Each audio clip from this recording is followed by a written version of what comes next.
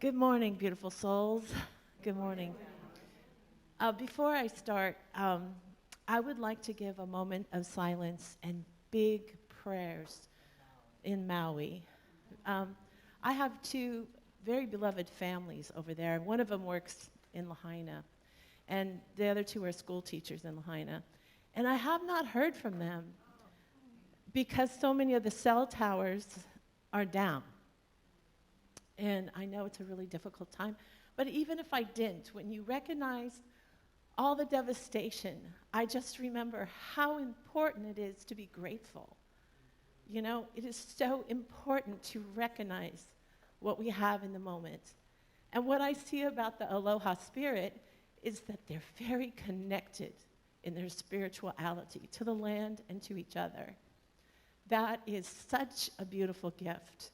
I wish we had more aloha here in our recognition of it.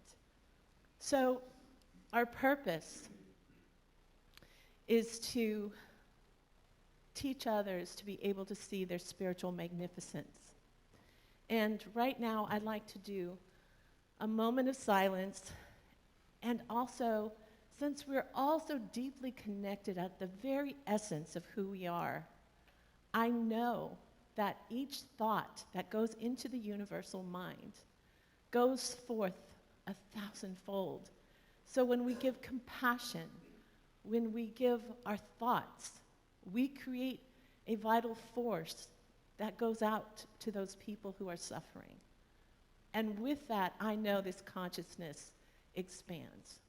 So please, I invite you to join me in this moment of silence where each of us does a prayer of compassion and love for our fellow brothers and sisters in Maui, and for that much the Ukraine, all over the world where people are doubting their spiritual connection. Thank you. Let's take a deep breath in. Release.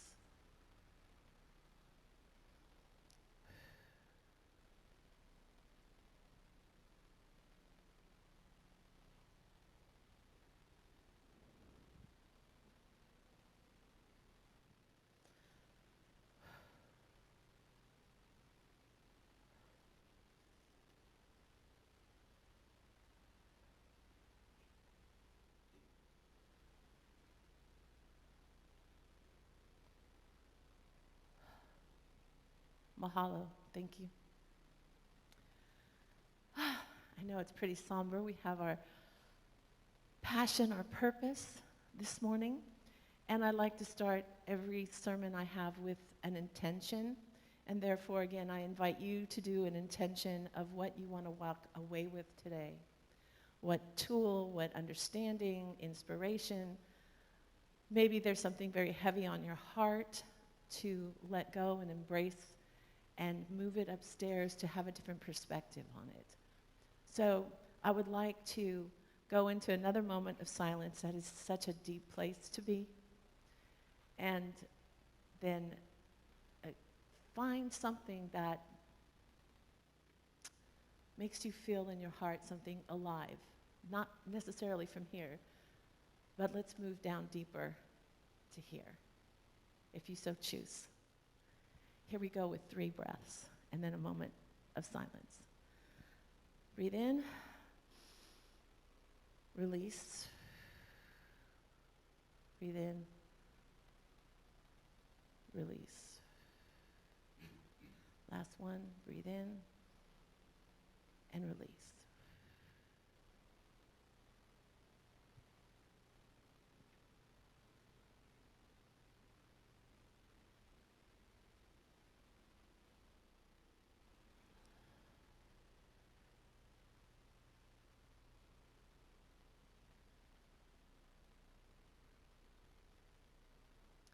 Thank you.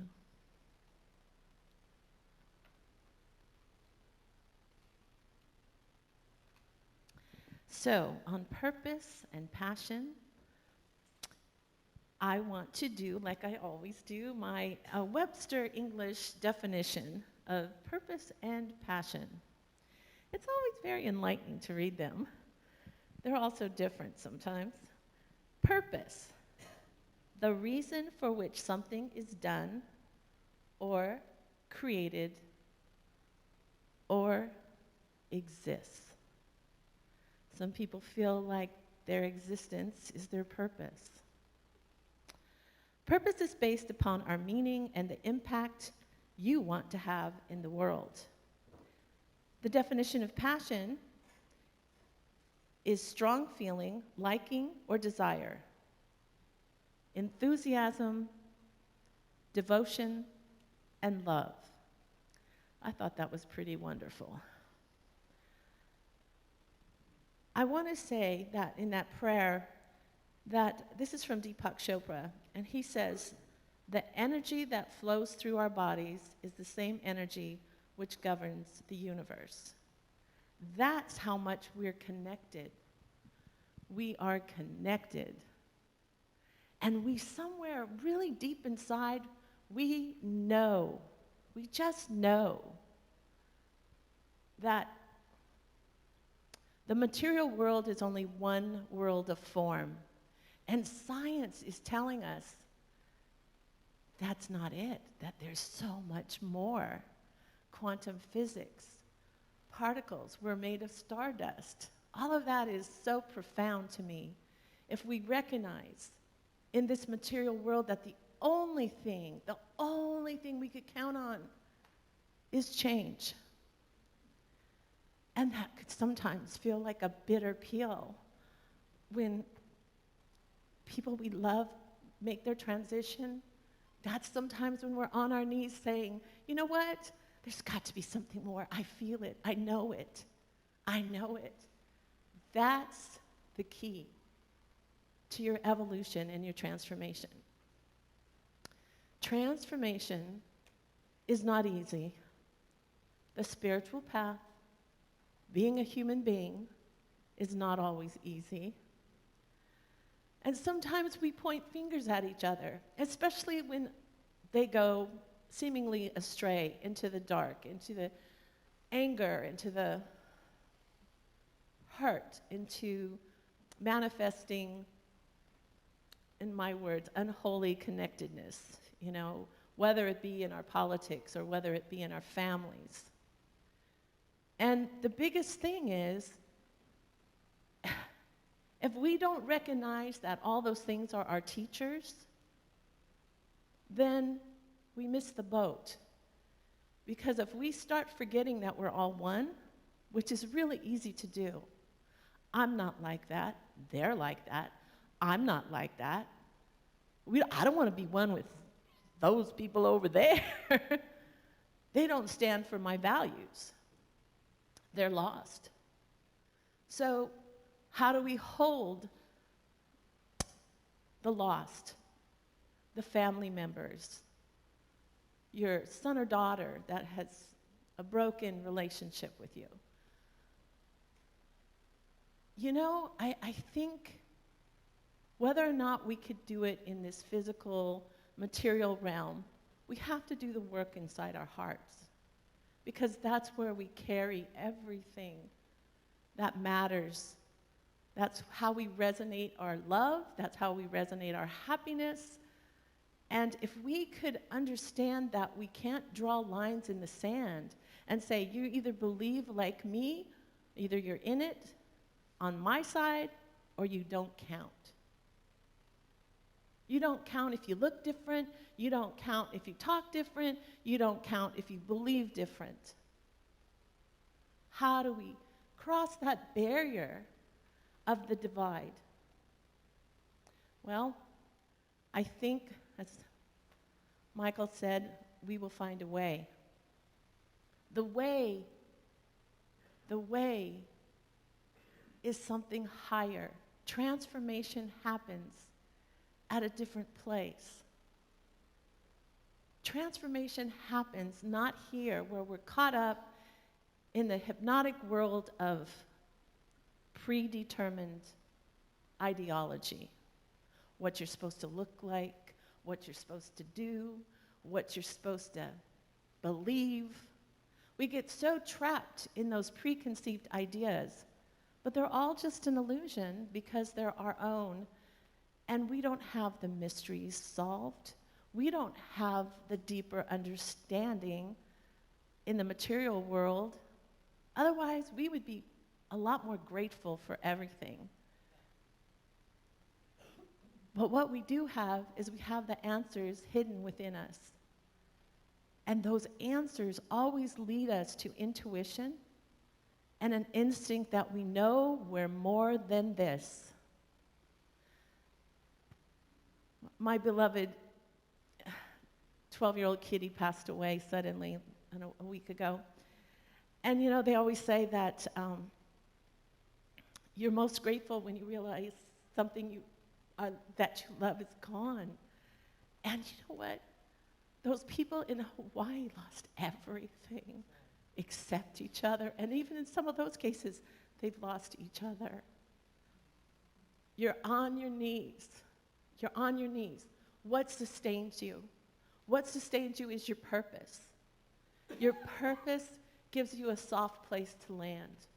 Your purpose is why you're here, not why you're here in a superficial sense, but why are you here in this time and now with the skills, the perspectives that you have? Why are you here?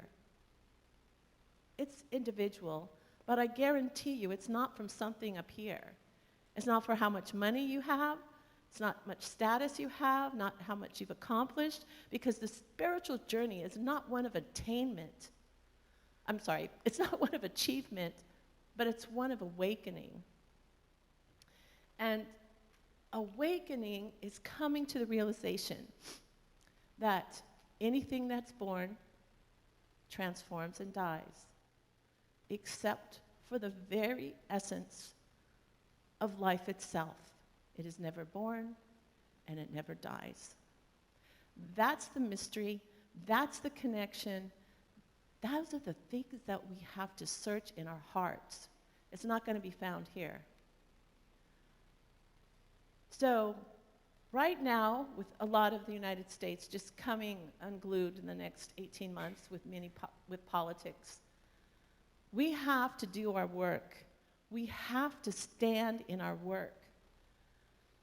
And that's our mental work, our thoughts, our feelings. How do we heal ourselves? How do we go deep and heal the things that are making us angry? Pointing at the other. My mother always said, when you're pointing at someone, 3 fingers are pointing back at you. How do we do that? How do we not make the other bad so we don't have to feel like that could be us? I've lost my temper. I have done things I'm not proud of. I'm sure we all have. And shaming others that are just on the wrong path for humanity. We have to find a way, and that's why that song of Michael's is so perfect.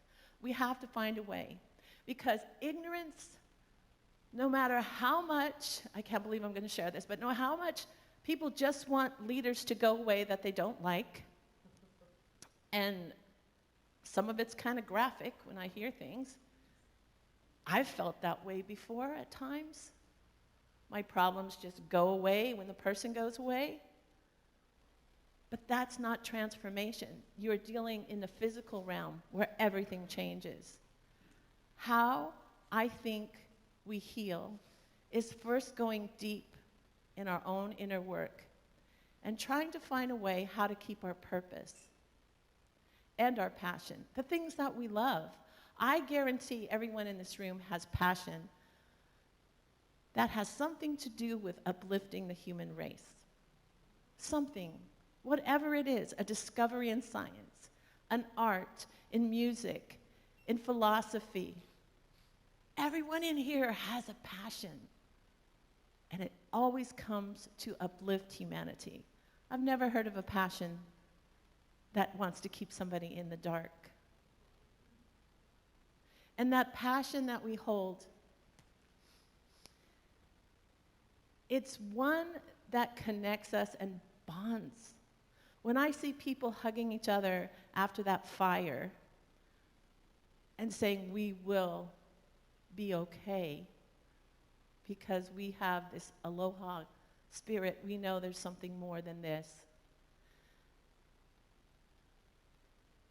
We need to do that with the people that we struggle with.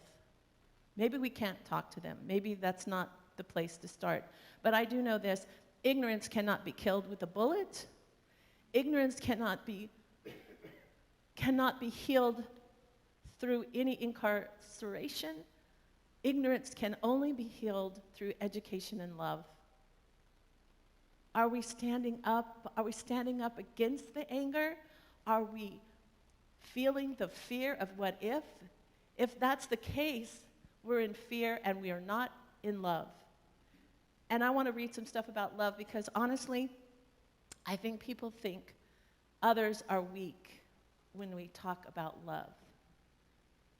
And I'd like to read some quotes about love.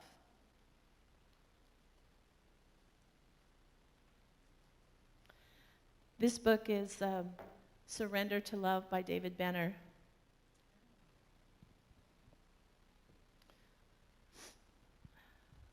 It's fabulous.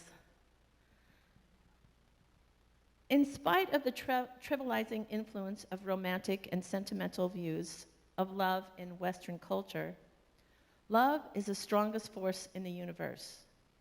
Gravity may hold planets in orbit, and nuclear force may hold the atom together, but only love has the power to transform people. Only love can soften a hard heart. Only love can renew trust after it has been shattered.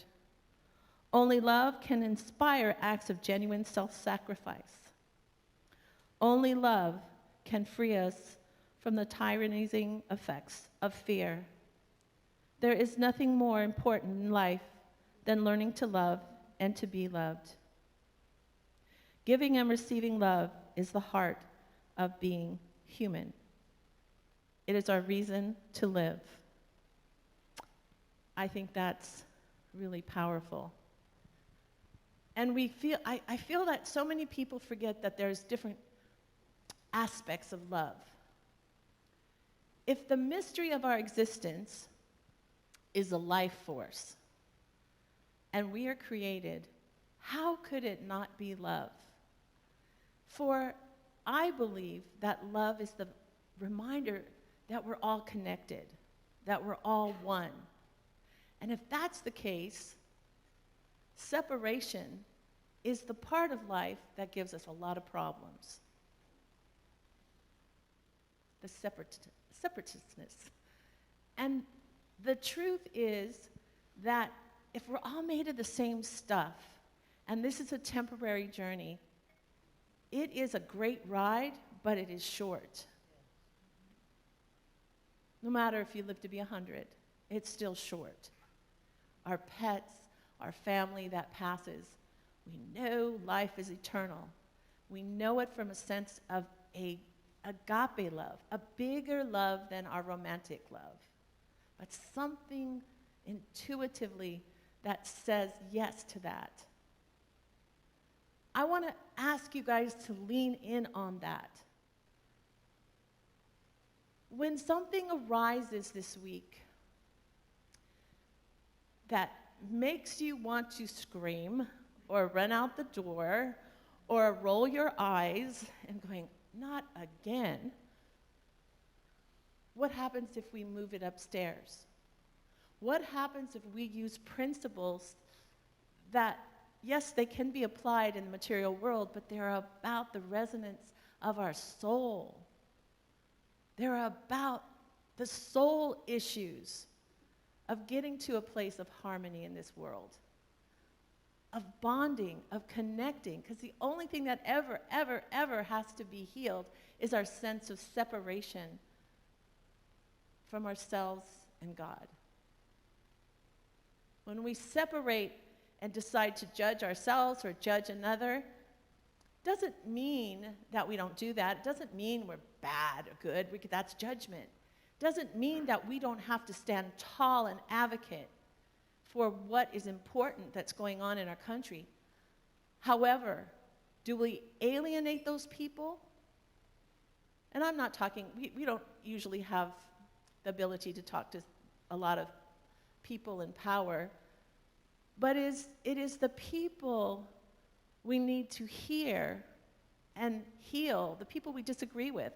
We somehow need to be that force of love and guidance and intuition, that's the reality, that we play upstairs in the realm of energy, of oneness, of mystical, magical happenings. Because when people connect and when people feel heard,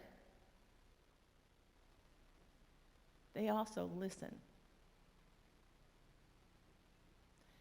And how people open their eyes is through educating people and loving them, not shaming them. And that's a hard thing to do. It's a hard thing to do, especially if we are standing in fear because of what we know our history has been about not getting along with one another to the point where we would harm one another. So I offer you, when that comes up, to go upstairs, say a prayer, say an affirmation, or start thinking about what we're putting into our unconscious to support that race consciousness. Are we so in fear that we cannot go upstairs to faith? And what I mean by that is they're still human, whoever they are. And we have to not draw the line in the sand. If you're not for me, you're against me. No. You have to find inspiration. You have to find tools that can push you upstairs so that we can live according to a life where we have a mission, a purpose, and a statement that says we're all one. We're here for to recognize our spiritual magnificence. And with that, I want to say our beloved Reverend Elijah spoke at the Silomar on Friday, which is a big deal, okay? It's our, I went to my first Silomar when I was 11 in 1969 with my parents. And I've always loved that CSL has this wonderful seminar that Ernest Holmes spoke at for years and years. I met Deepak Chopra there, Marianne Williamson, a lot of new upcoming people over the decades. And I'm holding this book so I don't forget that this month is the last issue of single editions of the Science of Mind magazine. And it is 96 years old. And just a little caveat story before I go. I am standing here in this body partially because of this magazine. My twin aunts were born in 1898. And Aunt Pinky and Aunt Bluey. And because they were pink and blue. Aunt Pinky married this wonderful man, Uncle Harvey, and in Eau Claire, Wisconsin, he opened up a drugstore, and he carried the Science of Mind magazine. Wow. And so my father bought it and was exposed to it. And my father, out of high school, went into the Army Air Corps before World War II, happened. He's a lieutenant colonel. And my mother taught school when teachers couldn't teach if they were married. And then, even though they were in the same town with that same little drugstore, they didn't know each other. They know of each other, but they didn't know each other. So just before the war broke out, they were at a Glenn Miller dance in Colorado. And waltz was a big deal then, And they started talking about Ernest Holmes and the Science of Mind magazine. And many moons later, I was conceived. But they say that they came together because of Emerson and Ernest Holmes. And science. My dad was really into science. So just think, if you guys all read this, There's some good tools in this, and you never know what magic may lie behind it and what connections. So with that, I know I was a little teary and a little emotional, but I just have so much love for you as spiritual warriors, as the people who are stepping out and going deep and finding a way to use this to raise the vibration of love, to get rid of ignorance by standing and remembering that love is the only answer to lead that way. Thank you.